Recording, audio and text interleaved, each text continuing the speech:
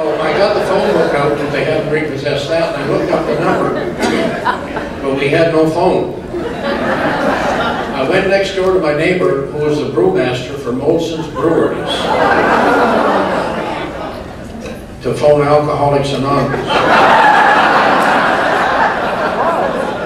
Now, the one thing you can't explain to people is an expression. You have to see them.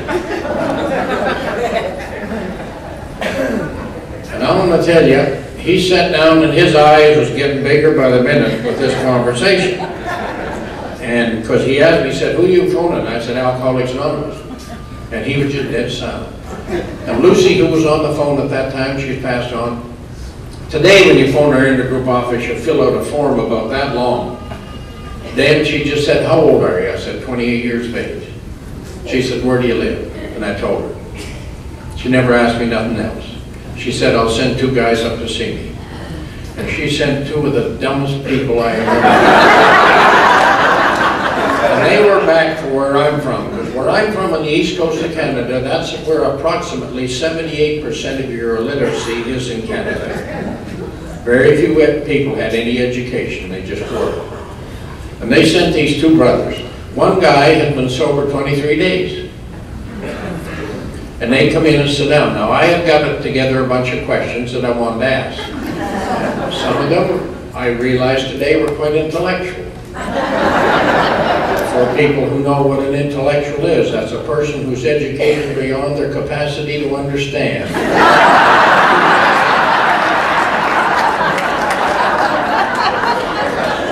Now, when you get 2 people to come on a 12-step call to see you, and all 3 of you have to sit on the floor, there shouldn't be a lot to be said.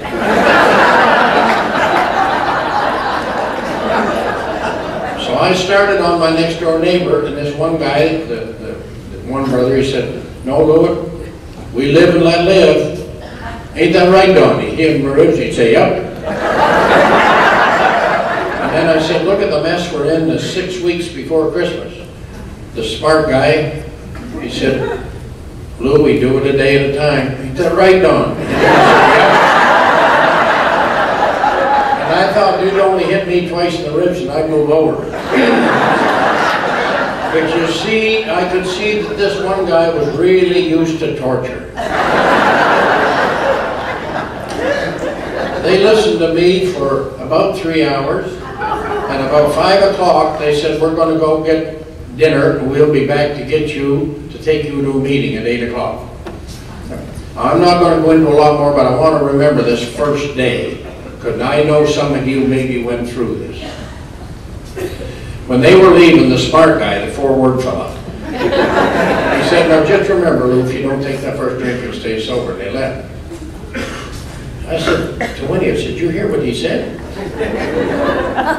Months later, I realized how inconsiderate can you be to get 2 people to drive 20 miles to tell you if you don't drink, you'll stay sober. I thought, what a hell of an idea.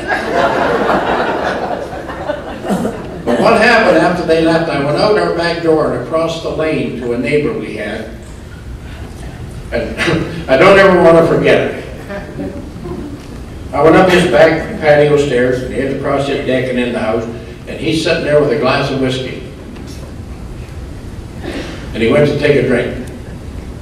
I said, "Put that down, we'll kill you." Once again, you can't explain an expression. He said, "What happened to you?" I said, "I quit drinking." He said, "When?" I said, "It must be 6-8 hours now."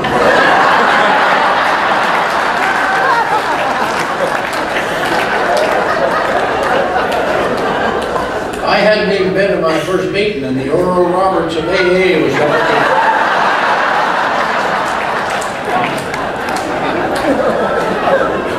And I lived in Little Italy. That night they picked me up to take me to my first meeting, and I want you to picture this. 6 foot tall, 128 pounds. 2 pounds of that was ears. I had those, if anyone's ever been on the skids in cool weather, I had them wine sores all over me. You know, when you shiver and get them little goosebumps, if you drank a lot of wine, they'll just pop and infect. They're between my fingers all over, and a black shoe on and a brown shoe. You still can't buy shoes that way in the same box. I got all colored shoes. The guy at the front door said, "Welcome, you're in a great place." 28 years old, first time that's ever been said to me. I had magistrates tell me where I should be. Some even carried it further than that. He said, "You're in the right place." And they took me up and set me right where it done, in the front row. Now, I don't know if any of you people have experienced this, if you're brand new. And every speaker they called up was a collector's item, like me, about 70, with a cane, glasses that were all twisted to hell, a hearing aid that didn't work, and teeth that didn't fit. And they all had them suspenders. And they leaned way back till their head touched the floor. Like they were spring-loaded. And they look right down at you and say, "Material things don't mean nothing." I thought, well, if I looked like you, they wouldn't mean a hell of a lot to me.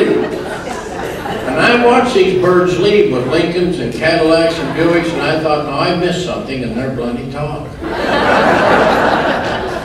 And it's amazing how things turn out. Material things mean absolutely nothing to me today because I got them.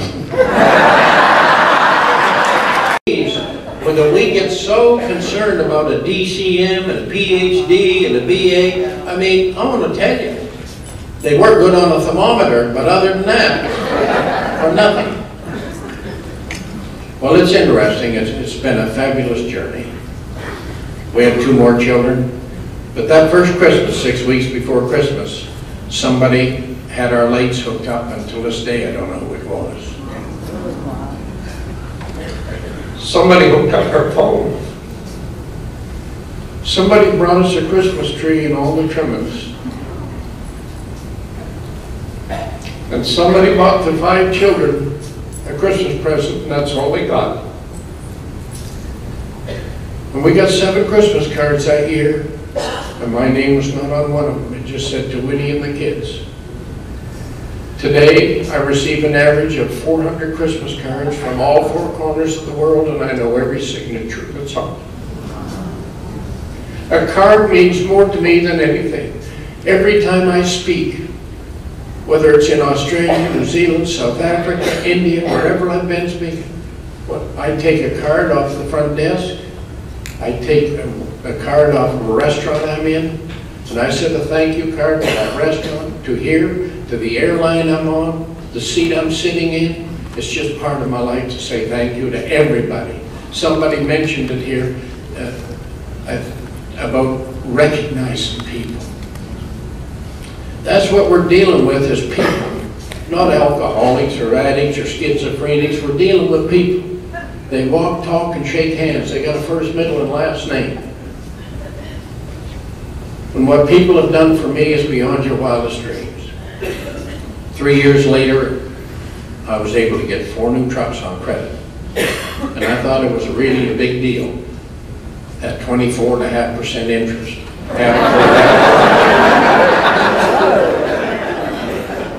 You see, this disease of perception is so incredible. So incredible. You're just thinking, God, I got a new car at 25% interest? Look what's happening to the housing market, and I got a new home. And all of a sudden, I had a new home. See, a fellow that I sponsored came to my group one night. He said, "You'll never guess what, Lou?" I said, "What?" He said, "They repossessed my pickup." I said, "They can't. It's illegal in Canada. It's illegal in this country. It's against the law." He said, "Don't tell me they did." I said, "I'm not going to argue that." But I said, "Can I straighten something out for you?" He said, "What?" I said, "They repossessed their pickup."